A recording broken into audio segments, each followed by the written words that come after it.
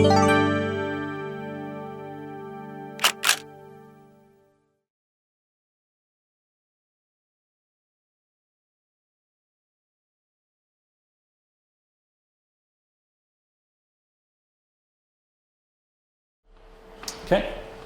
All right, fall photography. I will say that most of the photos in here that I've taken are at the Arboretum. The Arboretum is an incredible place. And there are 2 or 3 spots that are just the most popular, and there's literally, you can't walk 10 feet without tripping over a photographer. And one of my fun things to go is, you know, I come with my, I have a Nikon D800, you know, $3,000 camera. I think I'm cool, I'm taking pictures. And then there's a Hasselblad person right there. I'm like, oh, that's so cool. My camera's not so cool anymore. But it doesn't matter, you know, everyone's there and everyone's there to have fun. But literally, with everyone, all of the photographers at the peak time at the Oak Grove, we literally are tripping over each other. But the nice thing is, I mean, every year I've been there for like 5, 6 years. We're all there to have fun, right? I'm sure there's some people there taking pictures professionally. A lot of people are there just taking pictures because it's so cool and it's fun. And it's usually at the golden hour, and I'll cover that in a minute. Okay, we're gonna cover some fundamentals. We're gonna cover locations. You know, one thing I always get asked is, where do I go to take some cool fall photography? So we're gonna cover that. Using the sun, avoiding the sun, and places to go. All right, all my presentation, I talk about fundamentals. You know, the exposure triangle, ISO, shutter speed, and aperture. A lot of you guys, oh no, here he goes again. Didn't we just do this for 3 months straight? But I think it's important that we all talk the same language, right? I don't want to talk about aperture if you've never heard the word aperture before. So we all cover the fundamentals. They're usually, I do hold a class on exposure sometime in January and February if you want to learn what exposure is, and then usually the follow-up class is what all the buttons on your camera do to mess with exposure. So we do that usually sometimes in the beginning of the year when it's too cold to go outside and do anything. All right, so what is exposure? It's literally just the quantity of light coming into your photo. And the quantity of light coming into your photo is defined by a few parameters. We'll cover that in the next slide. What is composition? I will show you a boring picture. I consider it boring. It looked cool, the colors are there, but it's nothing that I would print and put it on my wall, right? So for me, it's a boring picture I took. And then I will show you something that is much more interesting, simply by me moving around. And then how do you change the quantity of light? More about exposure. All right, on all your cameras, when you press the shutter button halfway, it meters, in other words, takes the quantity of light and gives you your default settings if you're in P mode. If you're in manual mode, you control all 3 parameters, okay? And there's the 3 things in between. You can control the aperture and let the camera do something else. You can control the shutter speed, and you can control the ISO. In another club meeting, I happened to go there, and the guy said, I know everything about ISO. I'm a film guy. You buy film by ISO. So I know everything about ISO. I have know nothing about what shutter speed and aperture do. So it's like, oh, why don't you come to our club meeting? We can discuss all that stuff. All right, so shutter speed, the higher the number, the slower the shots, right? If you're taking night photography, you're taking things in terms of a fraction, a very big fraction of a second or seconds. If you're taking in bright lights, you're usually over here. I happened to go to a Porsche rally racing trip. One of my first times I ever took racing photos, and it was quite a challenge, you know, to try to stop these Porsches moving at very fast speed. So obviously for that, I was here, it was sunny, sometimes cloudy, so it was a really fun challenge. Aperture. Aperture is how much of your picture you want in focus. That's how I look at it, right? How much of your picture you want in focus. When you're talking an aperture that's very wide, you have very, very small plane of focus. Okay? When you're shooting an aperture that the number is very high over here, you're shooting, the hole in the lens closes, so you're shooting an aperture where a lot of things are in focus between your subject in front of it and behind it. But what happens when the hole closes this much? You lose a lot of light, right? If you're gonna shoot something in the f16 range and you're not on a tripod, it's going to be a longer exposure. And then ISO. This gentleman knew everything about ISO because he always bought film with ISO 400 or 200 or 100 on it. So ISO in a digital camera works exactly the same way. As we got ISO of 400 and 800 film, the film was grainy, right? That was one of the things we had to deal with. Same thing with digital photography. If you start increasing the ISO, sure, you can get a lot more slower exposure, but your shots are getting grainier. I love the people taking videos because I move a lot, so this is going to be very challenging for them. All right, so this is the triangle of exposure, right? Any questions on this before I go on? Is this new to anybody? Okay, a couple of people, that's okay. Like I said, there's usually a class that I show examples on how to change each of these. That should be sometime early in the year, just to get it out of the way, because for most of you it's like, oh, here we go again. All right. I've read Ansel Adams' autobiography many times. I love it. He's got some great stuff in there. And this is one of my favorite quotes. A good photograph is knowing where to stand, right? Where you stand, what perspective, what composition you're going to do of your photograph. And that applies a lot for fall colors, and you'll see in a minute. This is one of my published photographs. There's a huge story that goes beyond this. This is at the Morton Arboretum at the Moreno Lake. There are 3 lakes, I think, at the Arboretum. 53 bisects the 2 parts of the Arboretum. And there's a big, they're both very pretty. The Oak Grove is on the west side. Moreno Lake is on the east side. And you drive under 53, so you don't have to go over it or anything, for those of you who've never been there. So I'm with my camera. This is 2-3 years ago. Camera on a tripod. There's benches all around this lake. It's a big, beautiful lake. A lot of people picnicking. A lot of people taking portrait photographs in there under the trees and stuff. Very beautiful, very nice spot. Challenge about taking a picture like this. You have to wait. Obviously, if you're going to get a reflection, is the water to be non-turbulent, right? If it's windy, the water is going to be very turbulent. This isn't ideal in terms of the reflection, but you have to wait till it's not very windy for the water to give you a good reflection. The other part is it was partly cloudy. You can see some clouds there. You could see some sun and some shady parts.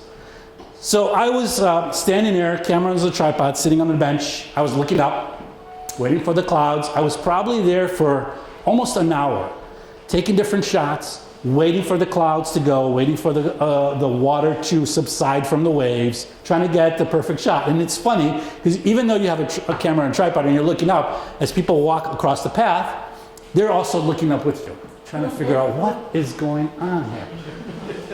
I find that kind of fun. Anyway, so it took about an hour to take the shot. Obviously, I shot dozens of photos, right, before this one came out. And I was, in my mind, I kind of visualized, this is what I want the picture to look like. So I just have to wait for it to happen. And I waited long enough so at least the sun hit the trees that are brightly red. Some of the background is beautifully in shade, and there was enough reflection in the water. Okay? And this is just sitting on the side of the lake, of the pond, by the bench, camera on a tripod, kind of saw in my mind and just waited for it to happen. Okay. The Arboretum has lots of trees well, obviously, it's called an Arboretum, duh. And they all change colors all at different times. And this is a very beautiful tree. I'm not a tree expert, so I can't tell you what that is. But it's very beautiful and always changes colors first. As you can see, there's a lot of green trees behind it. So it's one of the trees that always changes first, and it's on the west side. So I took this photo just trying to show the colors, and it's like, okay, it's cool, it's nice, but then I moved along, right? It's not something I would print and put up in my living room. Immediately. Please remove your headphone immediately. Is that me? That was my fault, I apologize. That's okay. Robots haven't made it. Like, oh, what did I do now? All right, same tree, but now I moved. Instead of taking a photo of the tree from the outside, I literally went inside the tree and took a picture from the inside looking out. Now to me, this is a lot more interesting of a photo, right? Shows a lot of the foliage colors. I'm purposely using the sun to brighten up some of those colors of what the tree can offer. Same tree, different perspective. Because like Ansel Adams says, just move, you know? And more interesting, I love reflections. The Arboretum has a lot of little waterways all over, especially after it rains and everything gets soggy. So I love reflections. And this is not the same tree, different tree, but on the same side of a tree that turned bright yellow and it's being reflected on the ground. I had a picture of the tree. It looks like the other tree except it's yellow. Interesting, but you know, nothing that you would really catch your eye and spend a minute looking at. You know, if the picture captures your eye, but you spend some, a minute looking at it, you'll say, oh, that's kind of interesting. That's what is interesting to me in terms of photography. All right, use the sun to your advantage. As you saw previously, when I took that tree, a lot of people will tell you the best time to take that tree is when it's cloudy, right? You don't want this harsh, bright sunlight on the tree because then you're not taking advantage to see all the colors. You're going to be fighting shadows, high dynamic range, which means the difference between a darker and a lighter color during the sun is so vast your camera just cannot capture it. Your eyeball can, but not a camera. So use the sun to your advantage. What do we mean by that? All photos are at the Arboretum. Some are in partly shade, some are sunny. This exactly is the same photo that I showed you starting off. This is Lake Moreno. I was sitting, when that picture happened, this bench over here looking this way. Okay? You can walk around this whole pond or lake. It's not very long of a walk. It's a very beautiful walk. There's a walking path all around and there's little sitting benches on the path every few hundred feet for people to sit on. So you can see the lake itself gives you a lot of opportunities for taking fall color shots.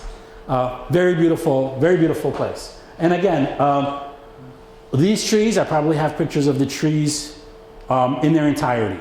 Kind of boring. You know, I simply moved in. I didn't change my equipment at all. Simply moved in and take some more pictures. Makes them a lot more interesting. Grabs your eye for a little bit longer. Some people may even use them as wallpaper. That's what makes a cool photo. So where do you want your sun for best reflection? You know, it's hard to answer that, only because it depends. It depends on the tree. Usually they'll say have the sun behind you. If I use a polarizer, I want the sun to 90 degrees to me to take full advantage of the polarizer. Sometimes I want it cloudy. You know, I think maybe this shot would have been better cloudy. I don't know. I was hoping it'd get cloudy, but it got sunnier, so I couldn't win there. So it kind of depends. Here's probably full sun, so it worked out well because I'm limiting my picture to just this piece of foliage. So I want the full sun to hit that brightness out of those. But if I'm shooting other things, maybe I want it cloudy so I could get an even light. Josh. I think one of the things that you keep on pointing out is that no matter when you go, there's a photo. If it's cloudy, you're going to be limited to certain types of it. And if it's sunny, you're going to be limited to certain types of it. But just because it's cloudy doesn't mean you can't shoot fall foliage. And just because it's sunny doesn't mean you can't shoot fall foliage. Absolutely. Yep, well said. You know, the secret waterfall, I don't know if anyone's seen this on Facebook. It's the biggest thing that's happened there since Piece Cake. I don't know what's so secret about it. It's been like in every photo, every waterfall list in Illinois because we only have like, what, 3? But, you know, the waterfall in, technically it is in St. Charles because it is on the St. Charles border just by a few feet. Some people call it Elgin because it's in South Elgin. But that is, it's about maybe a 4 or 5 foot drop, maybe not even 5 feet, maybe a 4 foot water drop.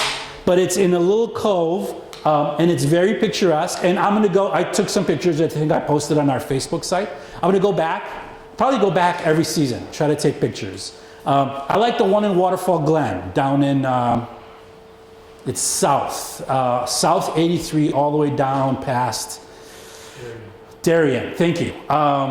It's a little bit bigger. It's maybe not as picturesque, but it gives you more water to take pictures of. Those are the closest ones we have. And I love waterfalls. I love waterfalls and I love lighthouses. I'm crazy that way. So I try to go everywhere and take waterfalls, and even northern Michigan to try to take waterfalls. But if we want to, very close, those are good. So those may be opportunities for us to go to as a group and take photos of. Star Rock is nice too. Yes, there are. If you want to take longer drives, Starved Rock is beautiful, especially after a good rain. Sometimes those canyons get dry, unfortunately, but after a good rain, early spring, I've taken some of my best photos there. You have to fight the crowds, you have to fight, some of that, but in terms of, it is beautiful. And there's some other places here that I'll show you foliage, and there actually are waterfalls, and I took the waterfall picture out. Some of the locations. There's another one out towards Galena that's a beautiful waterfall. That's hidden, it's close to the border by Wisconsin, it's hidden up there. And southern Illinois, down by Shawnee. Keith is not here today. No, he's not here today. Shawnee has several beautiful waterfalls down there, but those are longer drives. Josh. I was going to say, shorter distance in Shawnee, and often ignored, if you go an hour north of Green Bay, so it's a 5-hour drive, there's a county that has a larger percentage of waterfalls in the county than any other county in the U.S. They're mostly small, but they're all accessible, half-mile hike, and they actually have a waterfall tour. I think it includes 16 of them. They're really cool. It's all part of the county parks, and you pay $3 and you can park there all day at any of the parks. So if you want to drive to a waterfall and spend the night, yeah. And you can see the Packers play the next day. I thought we were talking about good things. Wrong crowd, my bad. Yeah. All right. When to take photos. Again, the golden hour is the best time to take photos. Not always, usually it is. And you're going to ask me, when is the golden hour? And that changes. It changes almost daily. But we're lucky with smartphones that we have an app, both on Android and on Apple. Okay, there's his app. He's showing it to everyone. They'll basically tell you day by day when the golden hour is. Usually this time of the year, it's limited to about 30 to 40 minutes, so it's not a full hour. But it will tell you, depending on the day, and you can forward the days just to see when the golden hour is next weekend, so you can plan for it and stuff. But the sun is not totally set, so it's not really dark, but it's so far down in the horizon that it gives that beautiful pinkish glow to everything, right? And that's the golden hour. That's when the Arboretum will be really, really busy as everyone rushes to all these things. So there are apps for our phones that'll tell us when the golden hour is. Some apps refer to it as the magic hour. Either way, and again, they exist on both platforms. More shots at the Arboretum. This is actually the Oak Grove at the Arboretum. This is where all the photographers with tripods descend to in the next week or two just to take pictures of this. And as you can see, lots of color variation. Lots of different oaks, and they all change into different colors. So you have a lot of yellows, a lot of reds, a lot of oranges, and they're all spread out in a very big area, maybe a football field size or bigger. So you'll see photographers, kind of going to the trees they want to take more of. Some will go to more yellow, some will go to more reds. And it's really nice to see. And again, most of us are friendly. If you can go up to them and ask them some questions, and most of them are, would happy to tell you, just don't go during the golden hour because they only got 30 minutes to do this. But most of them would be happy to explain to you what they're doing. It's really, really nice. All right, where to go? We mentioned, like I said, most of those are at the Arboretum. Hope to see a lot of you there in a week and a half. Japanese gardens out in Anderson. A lot of people don't know of this place, and I kind of stumbled on it because it has waterfalls. It is in Rockford, Illinois. It's right off the expressway, so it's really easy to get to. If you have a botanical gardens or an arboretum pass, they honor those either for full price or half price for the entrance fee. And I think the entrance fee is only like $6, so it's not really expensive. They do frown upon tripods there if it's busy. Okay, if it's not busy and it's, you know, they'll let you, you know, you'll see with a tripod. They might mention it. They say, "Sir, we're really busy tonight. Please try not to use your tripod." I always bring a tripod and a monopod, you know, with me. So Sometimes they have a special night just Yes. for photographers. and And you yes. can stay an hour after it's closed. Absolutely, and that's when I took this photo. So you'll see on Facebook, if you go to their site, for $10 or some small amount of fee, they usually close about 4 o'clock. They close earlier. So on 2 or 3 nights during the week, for a fee, they'll let you stay after closing hour. I went there 2 years ago. And there were about 10 photographers, and you basically have the site to yourself, the whole site. It's closed. So all the public is gone. It's usually mostly photographers, and they're very photographer friendly. You know, one of the people I was there says, kind of, you know, talking out loud, you know, those rocks are really good, but how do we get them to glisten more? And the guy that was with us, he goes, "Wait, watch this." And he took a water hose and wet all the rocks down for us. You know, and it was really cool. I mean, this thing is probably a 30-second shot in almost darkness, just to give you an idea. So you have a lot of time. There's no time limit. We were there for about 2 hours, and we had the whole place to ourselves. It was beautiful. So, yeah. If it's busy, they don't like tripods. If it's not, they don't mind. Sir. They have a pass that you can go to this garden. There's another one down the road about a couple of miles you can go to. Yeah. Cantigny, and I don't know how many others using that pass. You just buy a yearly pass and you can go to all of those parks, and you just go in. I think it was $50 or $60 for the year for the car, and you show them the card, they let you in. It is a wonderful place. It is a little bit longer of a drive to Rockford, but it is a beautiful place. Usually if you have a wedding reception or a wedding there, and they do, I mean, that's where they make most of their money from, is these huge receptions and weddings they hold there. And a lot of their marketing material shows that. So if you avoid the days of the weddings, you can have a lot of fun as a photographer, just taking your time, strolling around, taking lots of beautiful, as you can see, very long exposure shots there. Any questions on Anderson? Okay, Morton Arboretum, again, beautiful, beautiful place. I go there, you know, throughout the whole season. I love winter photography there, especially after a snow. If it snowed like on a Thursday or Friday night, get up really early on Saturday where the snow has not been stepped on a lot, and just take some beautiful photography. It's an amazing place, lots of space. They love photographers.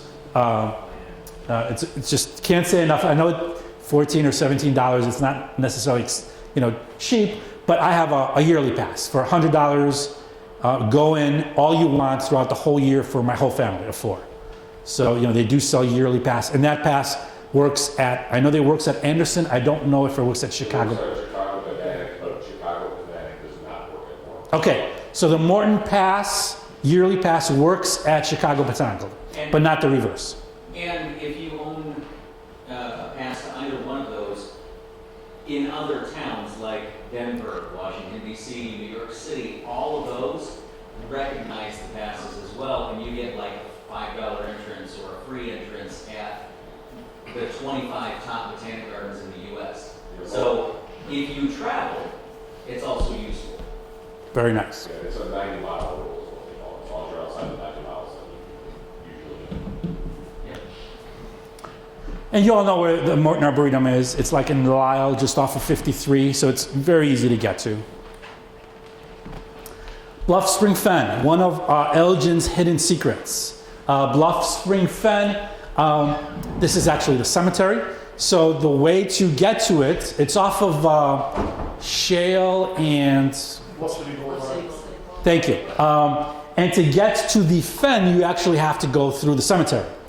And as you can see, even the cemetery has beautiful fall pictures. And there's lots of beautiful statues and mausoleums, and it's a huge, huge place.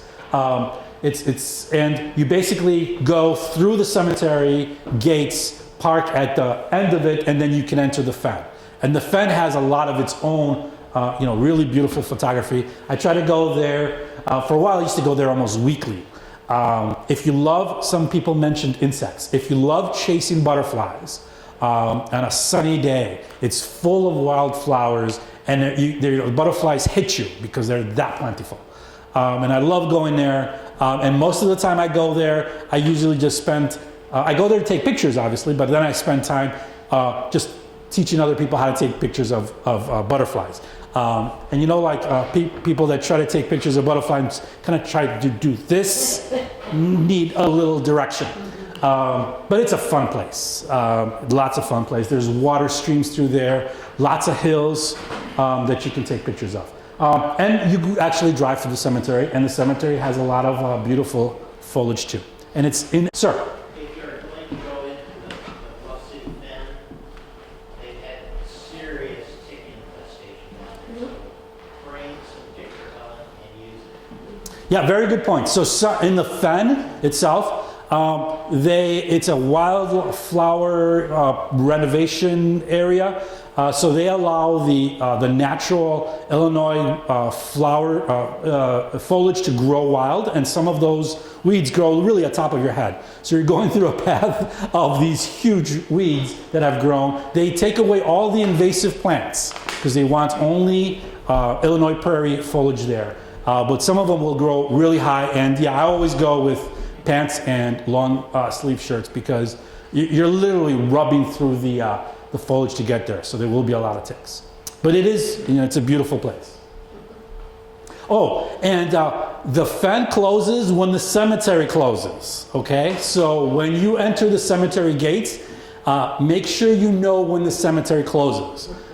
During the summer times, it's open late, I think 7 or 8 o'clock. During the non-summer times, it closes at 4 or something.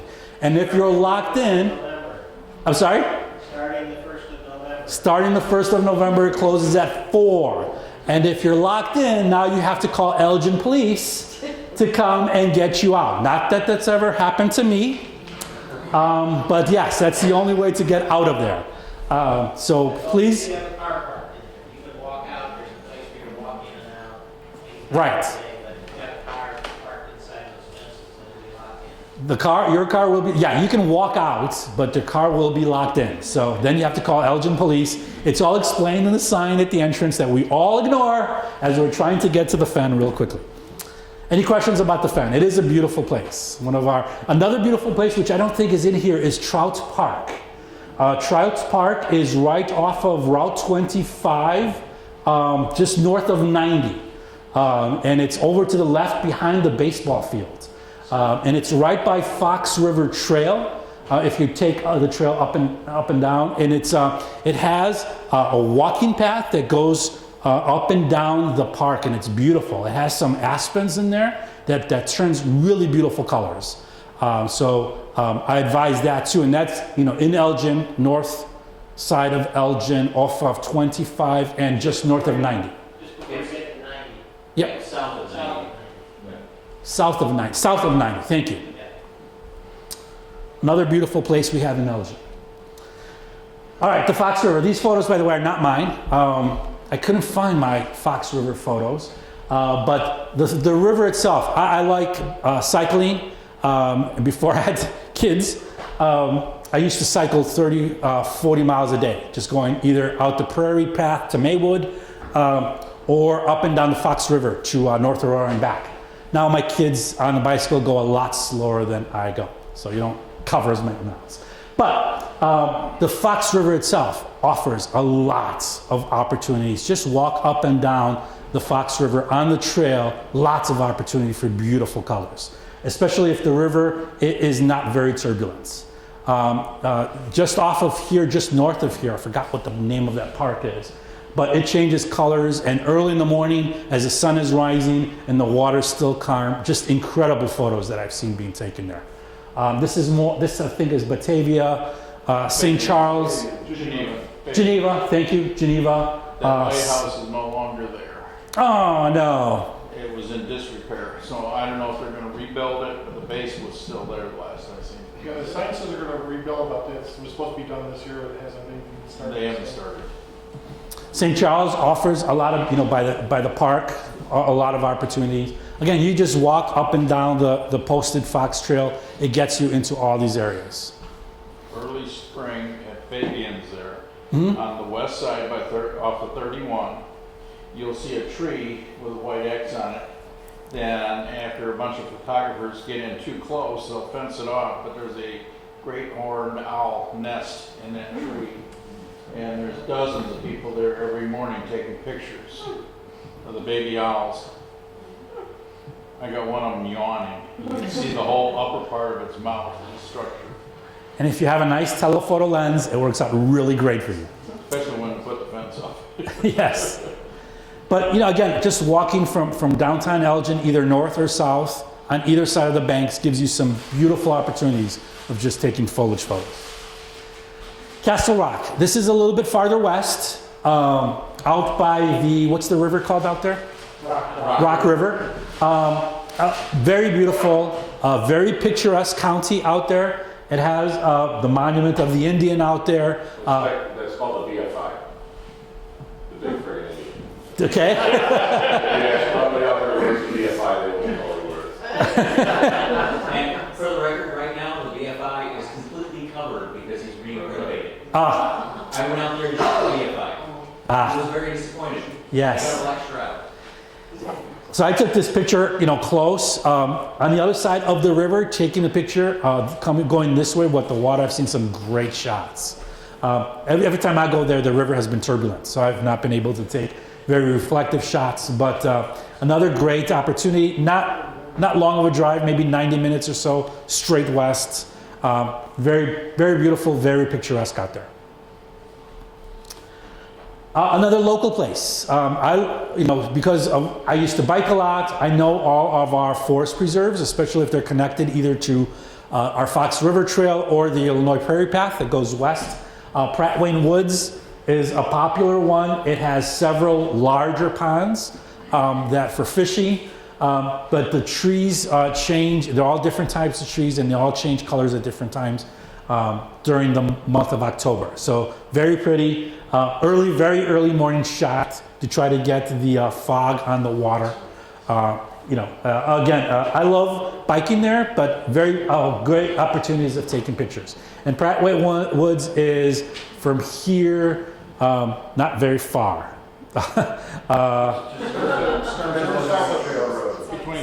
Thank you. So Stearns and Army Trail. Stearns and Army Trail. Thank you.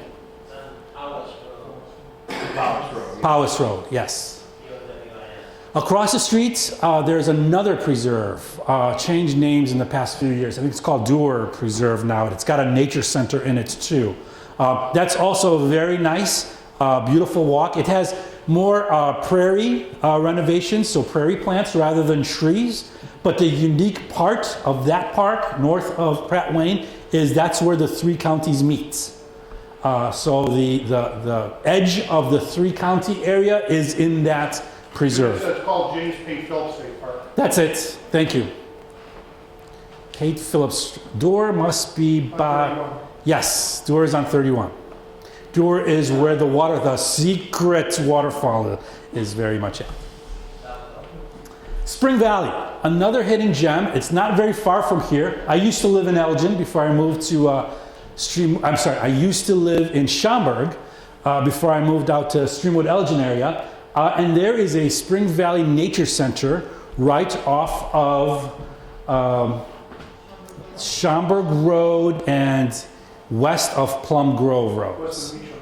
Yes, Meacham. So and the cool thing there is that right on the property there is a farm, a renovated German live farm that's open all year round, and throughout the year they have the farmers there in their German outfits, and they show you what our German immigrants used to do with the cows and the horses, and they have pigs, and really beautiful place. The kids love it, but it has different sections of this. It has a nature center on the north side. It has a little arboretum on the south side, and several lakes that you can walk around. And there's also on the north side, there's a prairie restoration area. So lots of opportunities just snuck, like literally just south of the mall, a little bit south west of the mall, snuck in behind there. You can't really see it off of the main roads until you go in the parking lot and walk it. Very beautiful place. Starved Rock, we've talked about waterfalls down there. Lots and lots of opportunities to walk around, either on paths, stairs, but it's an immense place. It has canyons with waterfalls, but in terms of colors and foliage, it's just gorgeous. It's down by Ottawa, and it's about 2 hours from here, less than 2 hours. A little bit less than 2 hours. Yeah, it's a beautiful place. Yes, Josh. A lot of people get intimidated by Starved Rock because it is so large, or they hear about the stairs. There are sections where you can literally climb 80 stairs in one shot. But my favorite part of Starved Rock is French Canyon. You have to go down 10 stairs. That's it. It's less than a half mile from the main parking area. And in my opinion, it's one of the prettier canyons as well. You can get a lot of scenicness just walking that short distance to Starved Rock. And if you park on the upper parking lot, you can also walk along the upper ridge along French Canyon and get some other shots. So if you're willing to drive 2 hours, but not willing to walk, it's still an opportunity. And a lot of the canyons, I know the St. Louis Canyon and some of the other ones, there are very close parking spots.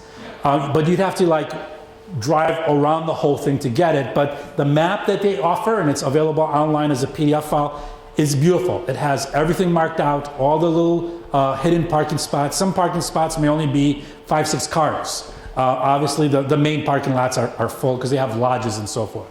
But if you don't want to walk, you can just go from one small parking lot to another and see some of these canyons and some of these waterfalls. But it's an immense place. It's beautiful. Love walking in there. If you don't like the waterfalls themselves, or it's the summer and they're all pretty much dry, lots of opportunities to take pictures. Sir. For the people that are birders, the river in that area has a lot of eagles and a Yes. lot of white pelicans, Yes. pretty much all year round. Yes. I love going to the Mississippi during the winter, usually February, and taking pictures of the eagles out there on the locks.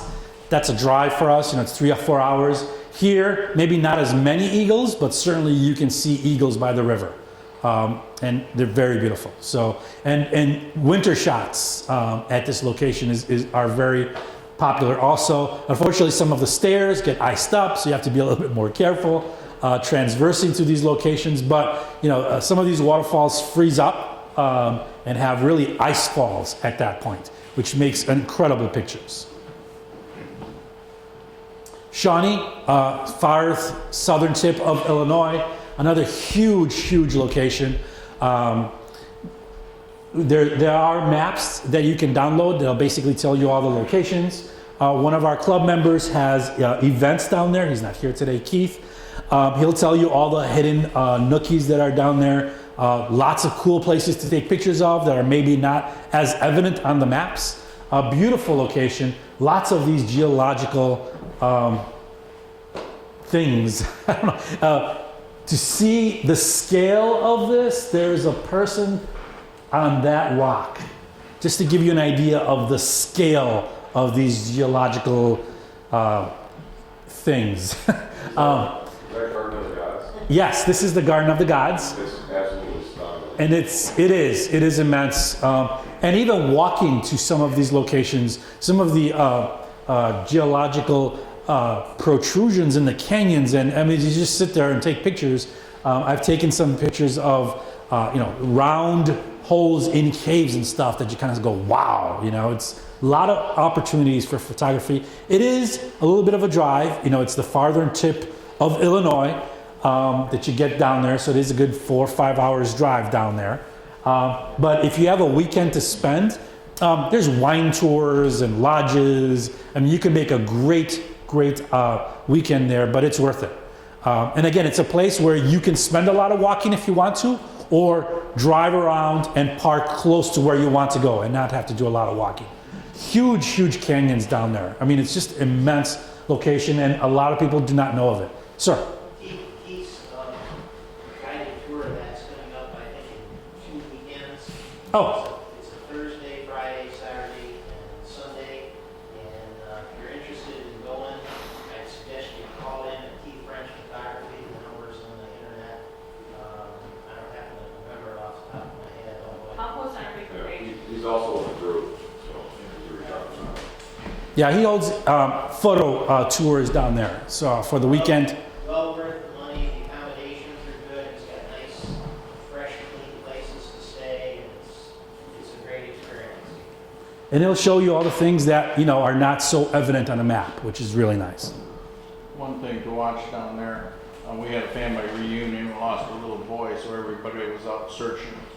And came back with over 100 ticks on us, my daughter and I, so we had to be checked out. Yes. A lot of ticks down there.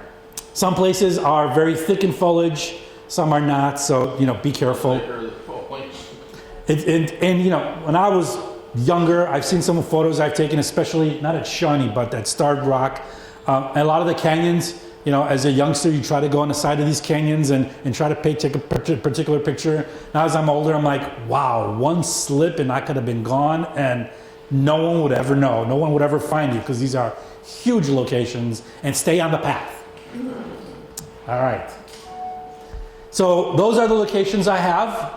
Again, we're blessed with even within Elgin, inside of Elgin, or just a few minutes of Elgin or a few hours of Elgin, we have a lot of opportunities to go and take photos of fall foliage. So if you can make it to the Arboretum in 18th, Sunday the 18th, it is a great place. And we'll go to all the hot spots that I've showed you, taking pictures here. Any questions? Any questions at all? You gonna put that information on Facebook? Yes. Okay. My wife couldn't make it tonight, so. Yes.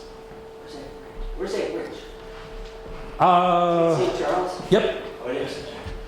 That is St. The Charles. Illinois Bridge. That's Batavia, and that's Geneva. And again, these are just going down the path.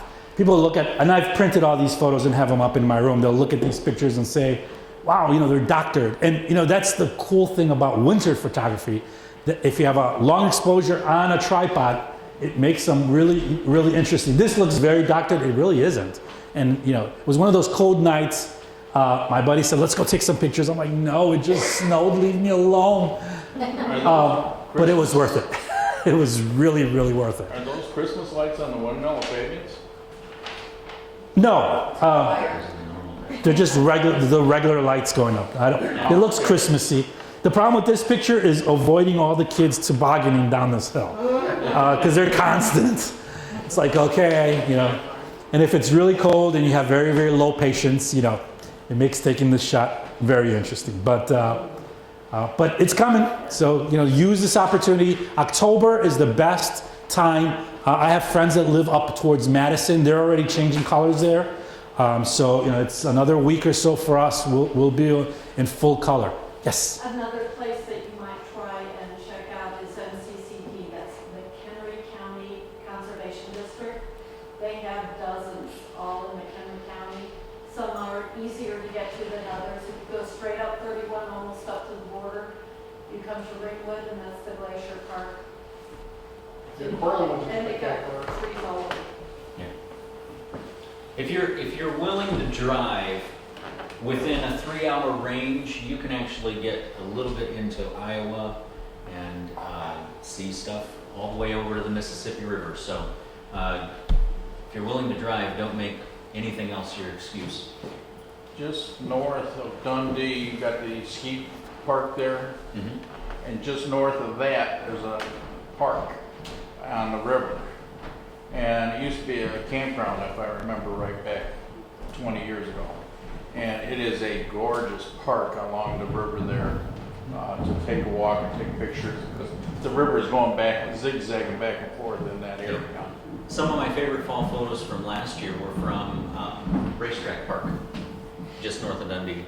Yeah, and that would be and- just across the highway there. Yep. And I just walked back on one of the dirt trails, and I was maybe 50 feet in, and I saw this spectacular little creek, and leaves floating in it. It was great. So, any other questions for James? Thank you.